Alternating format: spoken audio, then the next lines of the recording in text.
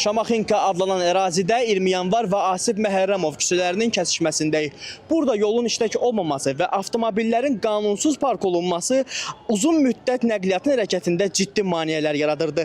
Yeni dəyişikliklərlə bu istiqamətdə birtərəfli hərəkət tətbiq edilir və küçələrin kəsişməsində nəqliyyat adacıqları təşkil olunur. Bu da öz növbəsində sıxlıq və avtomobillərin qanunsuz parklanmasının qarşısının alınmasına xidmət edəcək. Sizcə sıxlığın qarşısını alacaq? Məncə alar. Sıxıntının qarşısını alır, bu da alqışlayırıq.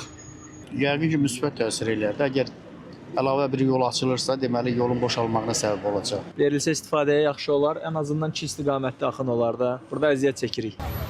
Paytaxtımızın Şamaxınka kimi tanınan hissəsində tətbiq olunan yeni layihəyə əsasən Moskva prospekti ilə 20 yanvar küçəsinin kəsişməsində, eləcə də yaxınlıqdakı geriyə dönmə nöqtəsində hərəkət işıqforlarla tənzimlənəcək.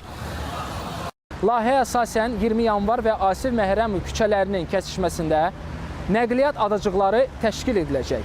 Beləliklə 20 yanvar küçəsinin Moskva prospekti və Asif Məhərrəmov küçəsi arasındakı və ona paralel hissədə birtərəfli hərəkət təmin olunacaq.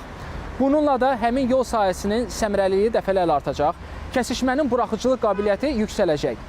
Dəyişikliklər nəticəsində 20 yanvar küçəsinə paralel yerləşən küçədə mövcud qanunsuz parklama halları aradan qaldırılacaq və 4-cü mikrorayondan Moskva prospekti istiqamətində hərəkət etmək istəyən nəqliyyat vasitələri bu yola yönləndiriləcək.